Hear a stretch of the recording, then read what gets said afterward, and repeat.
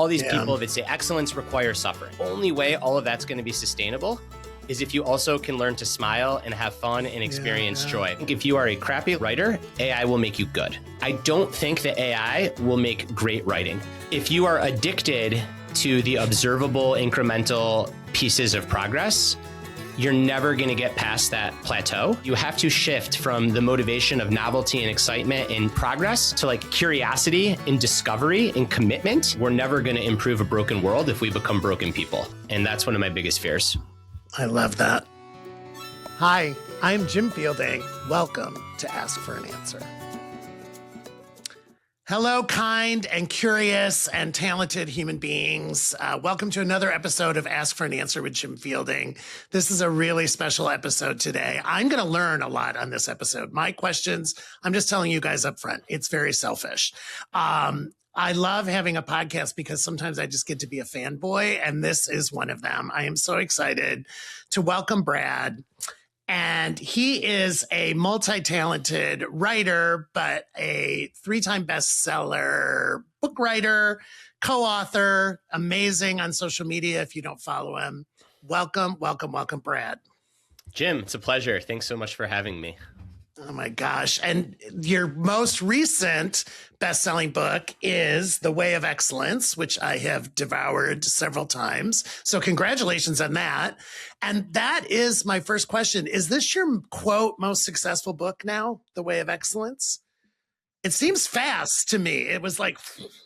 It's my most successful book insofar as before I handed the manuscript to my publisher, I said, this is the best work I've done yet.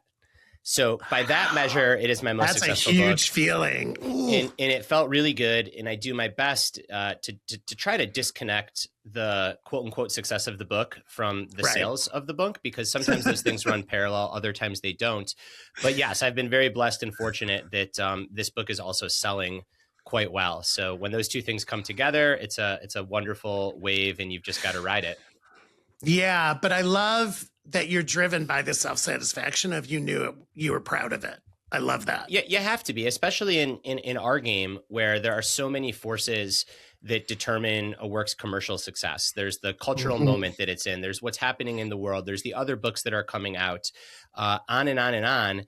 And I think that if you allow your sense of self-worth or your identity or your definition of success to latch on to all those things, it just sets you up for this emotional roller coaster that is not only not fun or healthy, but it's also not great for performance. There's all kinds of research that I write about in the book that shows that we tend to perform best when we're actually not obsessing about external measures of success and when we're more focused on the craftspersonship of our work. For sure. I mean, I love that. I mean, I literally just wrote about this last week on, like, I think part of my journey through this whole thing, because I'm late to the authorship thing, is not seeking external validation, to what your point is. It's like it's because the measures are really arbitrary and I'm still learning them. And honestly, it's hard to get data and hard to always get the facts. And you have to do it because you feel like you're proud of what you did and that you know why you did it. And you know, to our conversation before we got on, I see writing books as like part of the overall ecosystem of what I'm doing now. And I would love you to talk about your system, because this is where I'm going to take notes and learn about how you write a book, but then also how you approach social media and the rest of your ecosystem, because I think that's fascinating. Yeah. So I very much view writing is my primary craft. So for me, writing is at the center of everything I do. My coaching practice has grown out of the books that I've written. My speaking has grown out of the books that I've written. But if I had to pick one thing to do, it would be to write. So with that said, I've developed this interesting system, and not really consciously, but just by experimentation and figuring out as I've gone, where my entire approach to social media is what I call mini essays. So I'm a writer first. I'm not a TV star. I'm not a speaker. So it doesn't make sense for me to be on video. It doesn't make sense for me to try to be an influencer based on the outfit that I'm wearing. What I enjoy doing most, and what I think I have some unique skill at, is words. So I write these 200 to 500 word mini essays, and I tend to write them in a Word document. And then the first thing that I do is I figure out, Instagram's my primary platform, how to make it work on an Instagram carousel. So you're just splitting up this mini essay into somewhere between 7 and 10 slides. And then I'll go and I'll take that over to LinkedIn and I'll figure out, all right, now it's not going to be on slides. So maybe there's some repetition for effect that I use on Instagram, but how would I rewrite this for LinkedIn? And then I post it on LinkedIn. Same thing with Twitter, or formerly Twitter, sadly, formerly Twitter, now X. And what this does is twofold. It helps me build a platform on the internet, but more importantly, I am testing ideas. I'm testing what ideas I enjoy thinking and writing about. And then I'm also testing what ideas resonate with my audience. And essentially every week, at the end of the week, I go back and I reflect on all the things I posted. And I say, well, what are the posts that I really enjoyed writing and that I'm interested to learn more about? And how does that overlap with the posts that people seem to respond to? And then I take those topics and then those become actual essays. Those become newsletters. And I write 52 newsletters a year, one a week. And then at the end of the year, I can step back from all of this and say, what are the themes? What are the patterns that I've enjoyed the most and that my readers have enjoyed the most? And could those become sections or in some cases, even chapters in a book? So it's really just experimenting with ideas. And when you approach it that way, or at least when I approach it that way, social media goes from being a self-promotion hassle to a great place to experiment with ideas. Yeah. And it's like you're running, I mean, I hate to use the word focus group because you're not focus grouping ideas, but it's a modern version 100%. of focus grouping. And do you okay, so now I'm learning. So listeners, just stick with me. I know many of you are authors. Do you post on Instagram and LinkedIn the same day, the same essay, or is there time in between? It totally depends on what else is going on in my life. If I had to coach my kid's baseball game the evening before, in an ideal world, I have everything buttoned up and it's ready to go. That ideal world maybe happens 2 to 3 times a week. The other 2 to 3 times, sometimes I'm leading on Instagram and I'm a day or two behind on LinkedIn. Yeah, and because I follow you on both, I kind of guessed that, but that's why I wanted to ask. And do you find the comment, are your fans and your community that you're writing for the same on Instagram and LinkedIn? Is there a lot of crossover, or do you find different topics work differently? They're different audiences for sure. Yeah. And I think the demographics of each audience is different. I think that what's fascinating here again, too, is the same topics resonate in both places, but the application of those topics is different, and is different in ways that you'd guess. LinkedIn is very focused on knowledge work, leadership, and coaching. Instagram is more focused on how can I be a fully fledged, functioning, mature adult that lives a textured and high-performing life. The idea might be the same, right? Having fun is the greatest competitive advantage there is. There's a chapter in my book on excellence called Intensity and Joy Can Coexist. That topic is a banger, and it works really well because we've had all these wonderful examples from the Olympics and now from the NBA playoffs of these athletes that are just crushing, and they're doing it with a big old smile on their face. However, the post on LinkedIn that tend to work in that vein talk about, in a knowledge work setting, the importance of finding fun and joy in your work even when it's tedious. On Instagram, it's more for finding fun and joy as an athlete even when the workouts are tedious. Same concept, different context. Yeah, that totally makes sense. I think the Olympics, I was recovering from hip surgery after the Olympics. The Olympics were like my recovery tool. And I watched more of these Olympics and went deeper in these Olympics than I think any Olympics I have recently. Your posts on Alyssa Liu, and I mean, there was just so many great, where I was like, oh my gosh, she's speaking my mind here. And I know your community loved the post on her because I could see, and you were talking about intensity and joy. I 1000% see that now, because in the most high pressure situation, her final skate was probably one of the most joy filled ones we've ever seen. And she honestly said before and after she didn't care if she medaled or what color the medal was. And I honestly believed her because of the way she skated. And then I saw how you took that over to LinkedIn too, which I thought was brilliant. I really did. It's such an important topic. A question that I got asked by my literary agent and then by my publisher and then by so many people is, you've got a book on excellence. Why is there a chapter on having fun?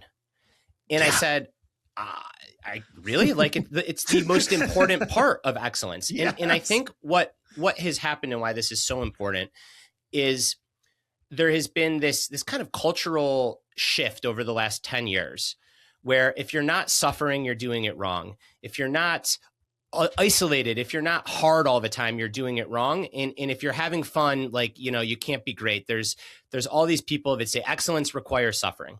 And what I found in my research and reporting is that you do have to be a badass to be great at whatever you do. You have to put in long hours. You have to work hard. You have to care deeply. You have to be committed. And the only way all of that's going to be sustainable is if you also can learn to smile and have fun and experience joy. And I think that the Alyssa Liu is such a good example because, yes, that was the most joyful skate that I've ever seen, and just one of the most joyful athletic performances. And Alyssa Liu worked her ass off to be in a position to do that. She did struggle. She did work really hard. We're seeing it just as we're recording in the NBA playoffs. Steph Curry is just dominating at age 38, and he does it with this huge smile on his face. So it's important. It's near and dear to my heart because in the times in my own life when I have been closest to burnout and I have not felt good are when I lose touch with fun. So for me to sustain my pace and my rhythm as a craftsperson, I've got to have fun. And that means you've got to learn to like the work and the people that you're doing with it. No, I mean, I just think that is so brilliant. I mean, I'm going to stick in Olympics for a minute because I was so in it with you. Because to me, what you just talked about, figure skating gave us every aspect of that. Because we have the Alyssa Liu story, you have the Ilya Malinin story, and then you have the Japanese pairs figure skaters that had a horrible short program and came back to win the gold. And all three of those are examples of, if I'm brutally honest, Ilya Malinin wasn't having fun. Like we all know, technically, he can skate the heck out of anything and should have won, but there was so much pressure on that poor kid, and he just did not look like he was having fun. The Japanese pair, who were miserable after their short program, went out and literally were skating for each other. I honestly, when you watch that performance, I think they were like, we don't care. Who knows what's going to happen? We have done this program because Brad, they've done that program thousands of times, thousands of times. And and they are technically brilliant. And that one literally brought tears to my eyes. And I thought, I don't care what color medal they get. The fact that I got to watch that and then go back and watch it over and over again on YouTube, when I feel down right now, I will go back and watch that Japanese pair figure skate because the way they are at the end, just the joy that they have. And I think you're absolutely right. And it's funny because as a former corporate refugee, one of the things that I did kind of post-corporate before I got into this phase or chapter that I'm in now was I took the Science of Happiness course at Yale through online. And and I was saying to myself, it was fascinating, by the way, and I enjoyed it thoroughly, but I was like, I have to study happiness because I've lost happiness. And I wanted the fact-based, research-based, science-based part of happiness. I knew what happiness was. I wanted the facts to go with my intuition. And I think you're right. And I think in this world we live in right now, which is why I appreciate the work you're doing so much, there's such an absence of joy. There really is. I mean, we are fed a constant stream, frankly, of divisiveness and negativity. And I think you have to work overtime to find the joy. And what you always talk about, and I love coaching your kids' baseball game, you talk about finding simple joy, which I really like that. It's not like it's complex joy. You're not like some big manufactured joy. It's literally the joy in the smallest things. And I love that about your writing. That's right. And I think that joy is so important because the only thing that gives us the resilience to show up and continue to step into the arena and do hard work is the fact that we, at least at times, find it satisfying in fun. Yes. For all of it's broken in the world, and there's a lot, we're never going to improve a broken world if we become broken people. And that's one of my biggest fears. I love that. So the Way of Excellence, which is doing so well, congratulations again. Did the Way of Excellence come out of the process you were talking about through the social media first, or did you always know that was a book and then you kind of backed into it? I'm just curious about how that one came about. That was a book that I didn't know that I was going to write when I was 19, but I knew I was going to write when I was 19. So maybe I didn't know it intellectually, but somewhere in my soul, I knew I was going to write that book. I was deeply influenced by a book called Zen and the Art of Motorcycle Maintenance, written by Robert Pirsig, is an undergrad in college. And at the heart of that book is what Pirsig called quality. And he defined quality as when you care so deeply about something that the space between you and it starts to separate and you become one. And he argued that that kind of quality is behind all of the greatest creations and contributions in relationships, in crafts in the world, whether it's in sport, whether it's in romantic relationships, whether it's in science, in coaching, in teaching, in business. Like at the heart of all of that is quality. And I very much took that as a philosophy of life, that like the goal of life is to create quality experiences for yourself and for other people. And as I got older, I started to see that like when people talk about excellence, what they're actually talking about is quality, or at the very least, that's genuine excellence. And I remember having my philosophy of life around pursuing excellence. And then I remember seeing all these bros on the internet talking about waking up at 4 a.m, taping their mouth shut, restricting their calories, taking 47 supplements, doing cold plunges. And they called it all excellence. They kept using the word excellence. They're like, this is excellence. And I just remember being like, no, it's not. This is bullshit. And I'm about to turn 40. So I'm at a point in my life where I feel like I have the confidence to own my seat. And to be honest, this book was like trying to reclaim genuine, heartfelt excellence from the grifters in the bros. I love it. Okay. So 19-year-old Brad, did you study literature in college? Like what was your major in college? No, I studied organizational behavior, believe it or not. Got it. I know that makes sense. And then I had a huge interest though in writing. I think I was probably, it's so funny because now I'm a professional writer. I was going to say I was a little too pragmatic as a 19, 20-year-old to study English.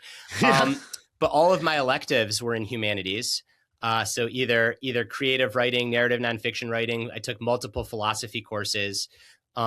And I was also a bit of an enigma even before college. I think I'm one of the only people that has ever been the editor-in-chief of the school newspaper and also the captain of the varsity football team.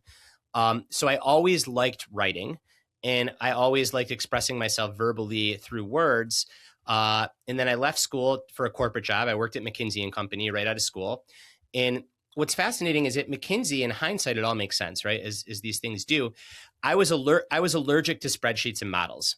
I'm the only McKinsey consultant that couldn't do math. But what I was really good at was writing the white paper or telling the story. And I was essentially training to be a nonfiction writer. And this is years ago. So we're internet 1.0. I don't want to date myself. But this is like the blogosphere where blogs are brand new, long before social media. So it's not like it was today. The cost of entry was zero. So I started a blog and I started writing. And it was just a side hustle. And I wasn't married at the time. I had no kids, so I had time and caught some lucky breaks and continued to write. And then over the last 20 years, it slowly but surely became my profession. How long did you stay at McKinsey where it was a side hustle to when you made the pivot to know this is my full-time gig? Great question. So I was at McKinsey as an analyst for 2 years. And then I went back to graduate school. Then I took an internal consulting job that was very similar to a McKinsey job at a large healthcare system on the West Coast. And I would have been 26, 27, 28, right around 29. I went to my boss at that job and I said, I'm going to write a book and I'm not asking for permission. I'm telling you, I hope this is okay. And I kind of got slapped on the wrist and we had to sign some forms and was told eventually it's fine. And then by 30, I was a part-time employee. So I went down to 50%. And then by 32, 33, I was essentially a full-time writer. And where did the marriage and kids come in? At what age? I'm trying to figure out all those pivots. Yeah, I got married at 25 or 26. I should know this, but I don't. And then we had I had my son when I was 31. So it's interesting. I mean, you were going through a lot of like becoming a dad changes at the same time you were going through the not career changes, but the pivot. I mean, I hate to call it a pivot because it's not really a pivot. It was always there, but yeah, transition and evolution. Yeah, evolution. That's much nicer. You were evolving. I like that, and I love the conversation about the boss conversation where I'm not asking for permission. I'm just informing you that I'm doing it. And I think any of us that have worked in a corporate environment, I worked for corporations where I was not allowed to have a presence on social media other than to post about positive things about the company. Like I wasn't allowed to have an identity, at all. And everything that I wrote or thought was scanned Yeah. and went through corporate communications and PR way before it ever got out in the world, which tended to stunt me a little bit. I started later than you did. You're getting ready to turn 40. I just turned 61 last week. And it took me till I was in my 50s to really get to what I am today because I was doing the corporate thing and was following the rules. I was a rule follower and was very conscious of not bucking the system. But I totally can guess what that conversation was like. So you had tremendous faith in yourself then. I mean, to be married, to have kids, and to say, no, this is going to be my full-time passion. You felt really my full-time, not only passion, my vocation, my avocation. I mean, you were doing it. Thank you. And a lot of that faith came from evidence. So I started my blog when I was at McKinsey, right out of school. So 23 years old. So I'd been writing for 7 years. Yeah. And I had bylines to my name. I had a growing readership.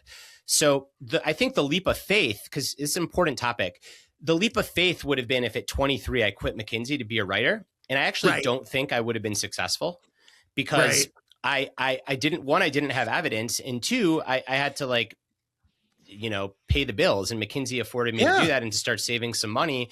And I think if I would have taken that jump, I would have been writing like listicles for what was it back then? Not BuzzFeed, the one before BuzzFeed, Upworthy, whatever those blogs were back in the day. All those. Right.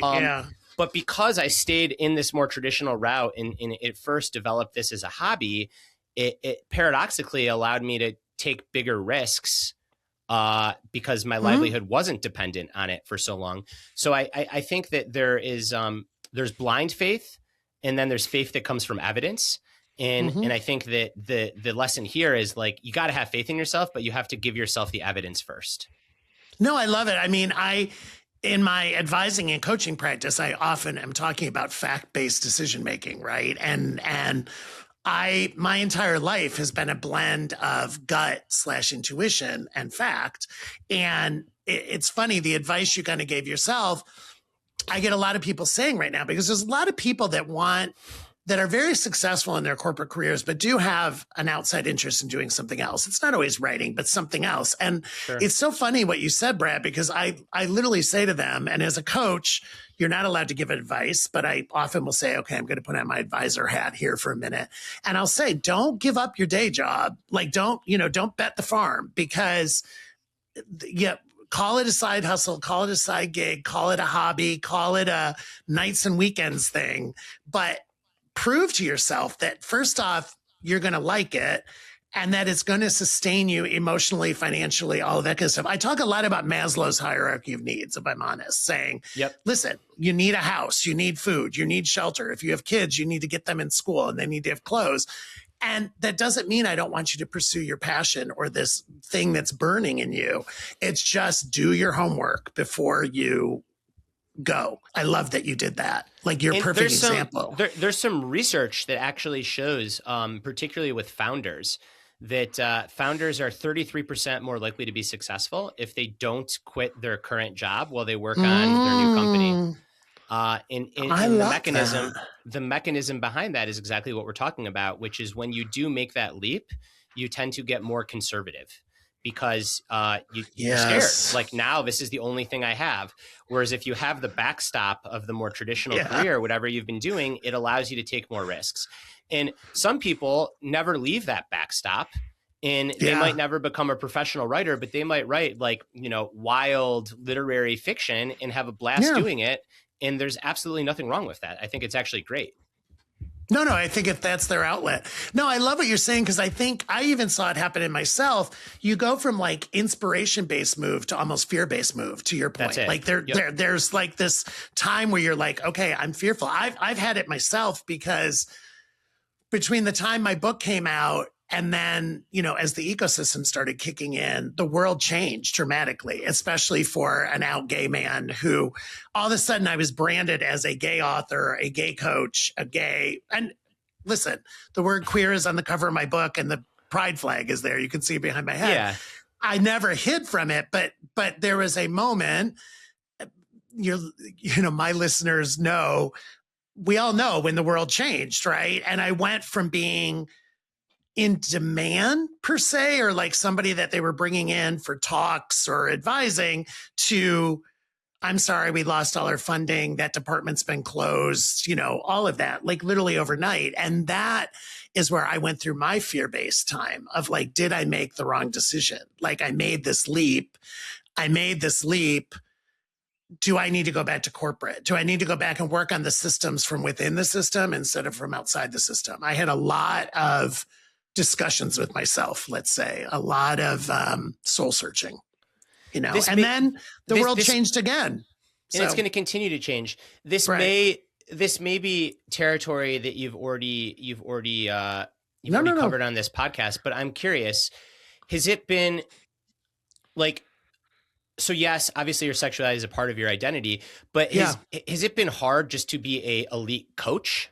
And I ask because I've got a good friend, I'm not going to name names, who I train at the gym with, who's gay and is transgender for a period of time and now is comfortable in his gender, and is also a phenomenal restaurateur. And his restaurant came up during the quote unquote woke era, let's call it, whatever you want to call it. And everything about his restaurant was transgender, chef, breaks ground, all of this. And at the gym, a couple months ago, he's like, I can't stand it. Like, I just want to be a good chef. Like, what does my sexuality have to do with how I am as a chef? And he's like, I never asked for that. He's like, I didn't turn down the publicity because it's good publicity. And it's true. I did have to face challenges that other people didn't have to face because of it. And I want to be known in my craft for my craft. So I'm curious how you reckon with all that. Okay, this is good. Okay, now it's about me for a minute, Brad. Thank you. But no, I went through the exact same thing because I worked my whole life to be out and proud and accept myself unconditionally as I was. However, that is only one part of my identity. And I say this all the time. I was not successful as president of Disney stores or CEO of Claire's stores because I was a gay man. I wasn't. Like, I think there's a lot of gay men that aren't president of Disney stores. Totally. Yeah, that's what I'm saying. I mean, so I was a gay man who happened to be president of Disney stores, to your point. It's a little bit like your friend you're talking about who was the chef. I get in trouble, and I will get in trouble when this episode airs, because then the people in my community, in the LGBTQ community, say you're not being strong enough and being an advocate and, loud and proud, right? And, or on the other hand, then in the woke era, and I have to say this, and it's kind of sad to say it, I did not get any of those jobs I had because I was a gay man. Absolutely not. Like, there was no quota. There was no, oh, we have this person and this person, but we'll give it to him because he's gay. That did not happen. But I went through periods. It's funny because I have a speaking agent. I'm just owning everything now, Brad. And when a lot of stuff started getting canceled. This is always my goal, by the way, as a writer, as a reporter. Like, no, I do the opposite. I like being the one asking the questions, not on the receiving end. You did a great flip. But I'm owning this story because when the administration changed and the blowback started happening, the anti-DEI and contracts were getting canceled and everything else. I had a conversation with my speaking agent where he said, you've had so many cancellations. I think we have to really downplay the gay, basically, and we have to play up your Disney. Like, if you want to do more speaking. And I'm like, but wait a minute, isn't that baiting and switching? It's weird because I'm going to show up, and part of my story is authenticity. Like, not only do I have gay on the cover of my book, I have authenticity on the cover of my book. And I don't think that's fair. That speaking agent is no longer my speaking agent, but the fact that we were even having those discussions, and that's when, honestly, then the moments of solitude and the nighttime thinking and the gnawing of the teeth was, is this the right time? Did I do the right thing? do I need to go back to corporate? And again, work from inside the system rather than work on the system from outside. That was the conversation I was having for myself. Um, and there was lots of up and downs, and I'm grateful for my husband and friends in my life, the truth tellers in my life, who were like, stick it out, be persistent. What you're doing is important. And out of that came the podcast that we're doing, my newsletter. I was like, okay, the first lesson in my book is control the controllable, but leave space for the possible. And so it was literally, what can I control? Well, if I want to do a podcast, I can do a podcast. No one can tell me I don't want to do a podcast. If I want to do a newsletter, I can do a newsletter. To your point, if I want to send a newsletter more often, I can send a newsletter more often. So I was like, if I'm not going to have as much time in speaking and training and advising, then I've got to use my time well.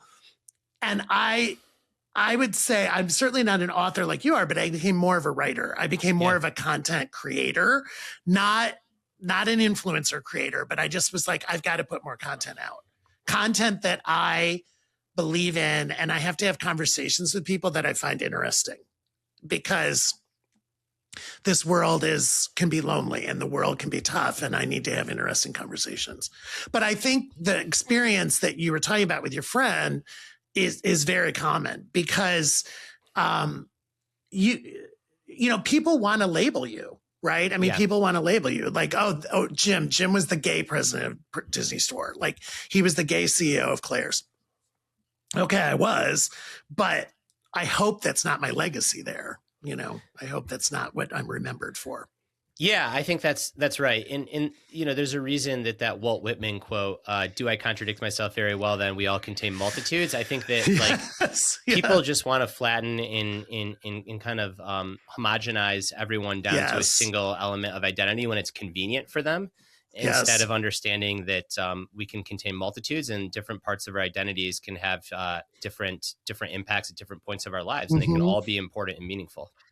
Yeah, we're human beings. We're complex organisms. I like to say we're snowflakes, right? And if people take the time to dissect my snowflake and really peel the layers of the onion back, I have a lot of stuff that makes up my identity, not just my sexuality, not just my gender. But yeah, it's been a fascinating journey. But like you, I'm a lifelong learner, and I'm constantly curious. And so for me, I was like, okay, this is learning. And I'm a journaler. So I was like, I've got to journal about this, because then I'm going to go back and use it. Somehow I'm going to go back. I don't know how I'm going to use it, but I'm going to use it.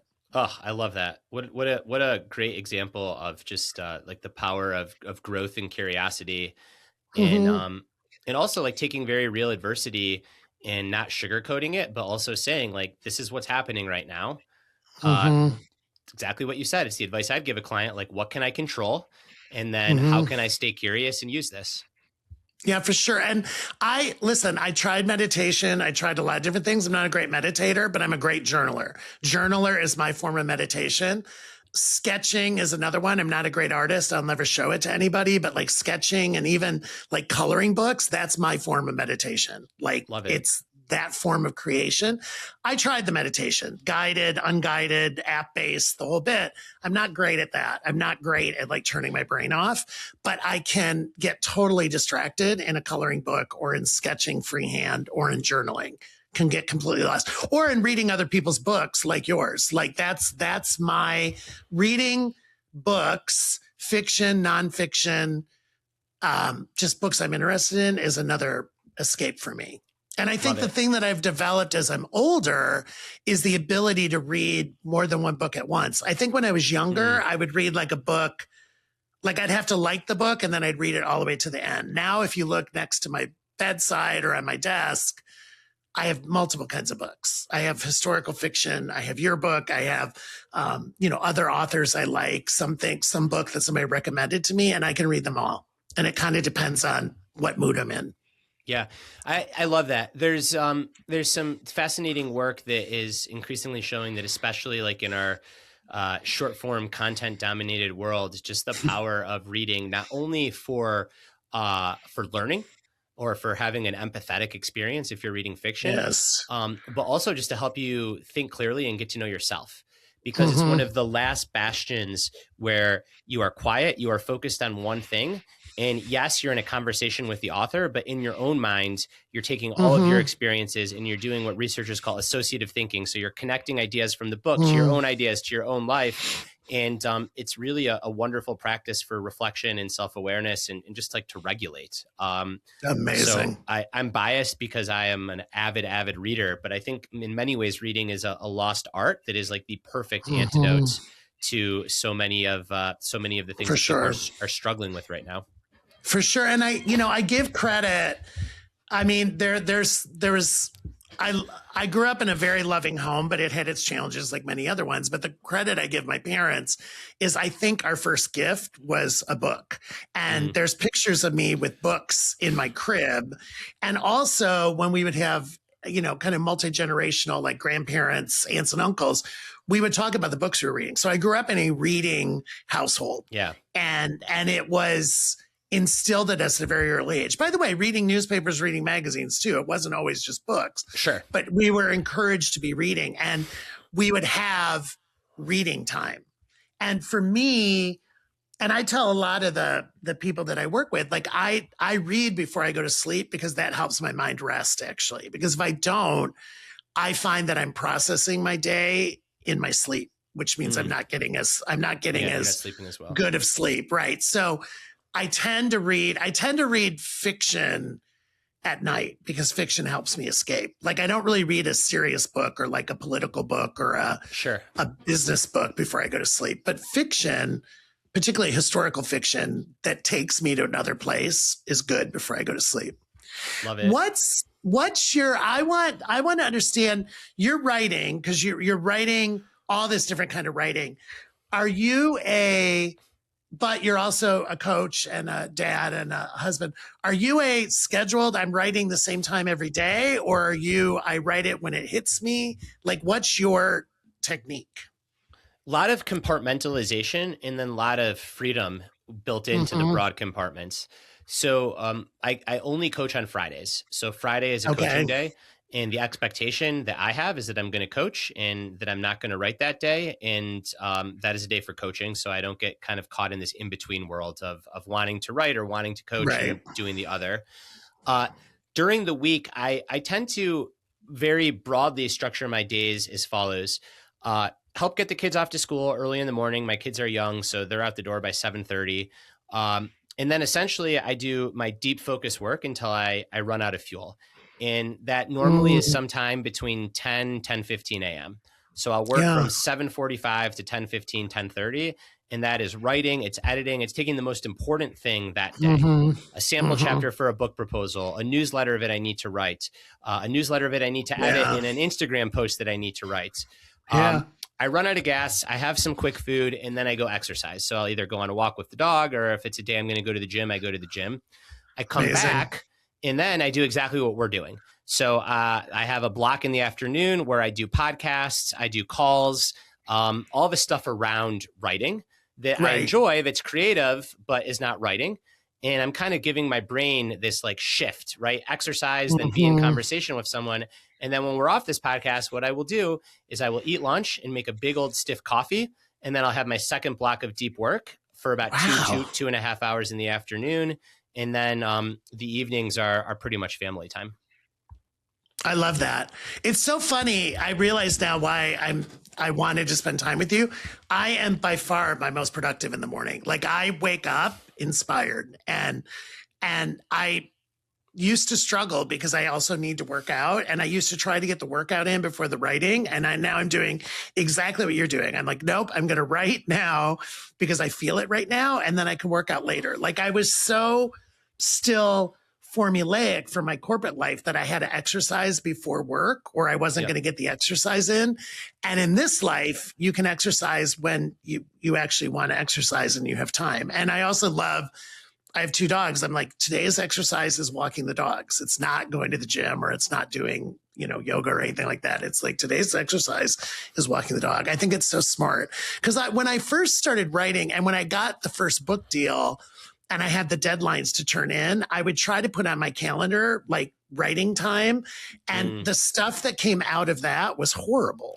It's like hard, I was and then you throwing feel it out, and then you feel so much pressure. You feel so much pressure to make the most of that, because if you've scheduled writing time, there's like a scarcity mindset. This is the only time I have to write. And then if it doesn't go well, then you're like, well, I'm screwed. So you carry that pressure with you. And I think that the creative process doesn't abide by set times. I think you need to write regularly, but you can't control when it's going to be there and when it's not. So all you can do is like show up and give yourself a chance. But when I'm working on a book, which now is always, I always have notebooks with me too. So like I'm always writing. I'm writing on walks. I'm writing in conversations. I mean, there might be something from this conversation that I've jotted down that then I'll turn into a note card. So I think sometimes people also think that writing means going to a quiet desk in a quiet room and sitting in front of a word processor. That is only a small part of writing. Writing is a way of like being in the world and being curious and soaking up information and asking questions. Yeah. It's so funny when you say that. Like, I always have a notebook with me, but I also use like the digital notes on my phone. Like if I'm at a dinner, and I will apologize to people I'm with, if they say something, you know, maybe it's because I'm getting older. I'm like, wait a minute. And I'll literally say, I'm just going to write down a note. I'm not doing emails. I'm not texting someone else, but I want to capture that phrase or that quote. And I just keep notes to myself. And then I'll come back, and I'm such a handwriter that I have to kind of handwrite it for it to really sink in. But I'm the same way. Even if like I'm out walking the dogs, like something might hit me and I'll stop on the side and just type, remember X, remember Y. I love that. So where does speaking fit in your life? Is speaking like a planned thing you do, or is it more it comes up when, and if the event feels right to you, you'll do it? Yeah, it's very much the latter. I don't go out and actively try to like prospect myself for speaking. So it's all inbound. And it is generally individuals who have read my book that are positions of leadership at their companies want to bring me in. So they reach out, and then I have a speaking agent that negotiates and does the scheduling. So I get to stay out of that. Practically, what does it look like? At this phase of my life, when I do have these two young kids and I coach their sports and I want to be around, I try not to speak that often.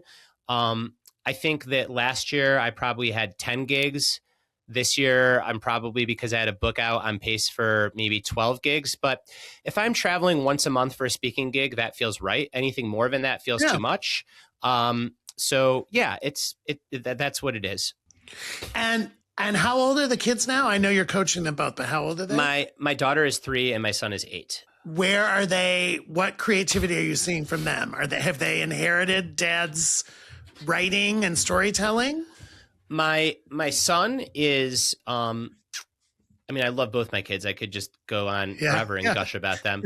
My son is very much like my wife. He is very analytical. He is phenomenal at math. He loves reading though, which is like dad. So he reads books like for fun for an 8-year-old, which is pretty dang cool. Which is very, especially 8-year-old boy. No offense against boys, but no, it's true. And then he just loves sports. He like adores playing sports, watching sports. My daughter is a little firecracker. You know, she's so young too. So she's 3. So it's hard to say, but she is just so full of like zest and spice. And I joke that like we need to get her into like rugby if they have it at age 3, because otherwise she's like the Tasmanian devil. So that's where she's at. I love that. Yeah, at that age, I don't expect that she's fully formed her creative juices yet. I would be remiss if I didn't ask you this. It's not my last question, but do you get asked a lot about AI impact on your work and what you think AI is going to do to the creative writing author world? I feel like people would ask you that. I feel like somebody would call you. Yeah. I'm certainly starting to get asked that. And I don't know the answer. And I'm having that conversation with colleagues and friends and my literary agents. Maybe this is motivated reasoning, but here's what I think is going to happen. I think that it is going to bring everybody up to a good level. I think if you are a crappy level of a writer, AI will make you good. Medium to good. I think if you're medium, AI will definitely make you good. I don't think that AI will make great writing. So what I think is going to happen is that there is going to be more content than ever. We're already seeing this, right? The cost of making a LinkedIn post or a Substack newsletter or even a book now is $20 a month. It doesn't take any more time than that. It takes whatever your subscription fee is to ChatGPT or Gemini or Claude. And then it takes, 15 seconds to prompt the machine. So there is no financial cost and no time and energy cost to creating words. Barrier to entry is gone for sure. So you're going to see a deluge of stuff. And as the models get better, I think you're going to see a deluge of like 6 out of 10, 7 out of 10 stuff.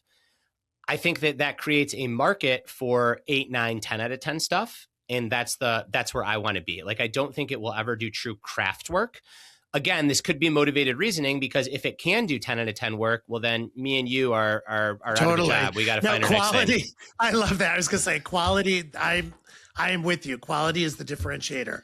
But it's good. And I think we have to be honest about that. Like I've seen the result of purely AI written things. It can be good, but it's not yet been great. And I don't think it will ever be great, because by definition, what AI is doing is it's using statistical models to pull the most next likely word. In great writing surprises and it innovates. Yes. So great writing is always going to be ahead of the mean of the curve. In AI, the way it's constructed will always pull from the mean of the curve. So I love that's my heuristic. I'm not worried about it replacing me. What I am worried about, though, if I'm being very frank, is that there's going to be so much content that people are just going to get fatigued. They're going to stop. Burnout. They're going to stop. Who cares if it's good, if it's not good? This is just overwhelming. It's too much. I agree. No, totally agree. And what is your timeline for like are you doing a book like every 2 years? Are you that prepared what's your timeline? I was doing a book every 2 years. I'm getting too old for that. That's what I felt. The next one, I think I'd like 3 years in between. Okay. That's good. I'm also realizing that my prior books, I was shortchanging the marketing and publicity, because I'd go directly into writing the next one. Yes. And I am not good at writing a book while talking about one. I kind of have to be like all in on the idea of it I'm in on. So a part of the reason that I'm taking more time is like, I want to just talk about excellence for a year and not really have to think too much about something else. Yeah, for sure. No, I love that. I think you should ride. Yeah. I've been shocked at the shelf life of a book. Like again, it was my first book. So I'm shocked at like the number of people that will say, oh, I just picked up your book. And to me, I'm like, oh my gosh, it's been on almost 3 years. What do you mean you just picked it up? Right. But, I totally agree with you. And I think it takes focus. Okay. I'm going to wrap up because I'm going to recognize your time. I could do this for hours with you, but, I'm going to ask you my last question, my signature last question. And that is, and you're on a lot of these podcasts, you're on a lot of interviews right now because you've got a best-selling book. But what is the one question I should have asked you that I didn't ask you, or you wish I would have asked you that I didn't ask you?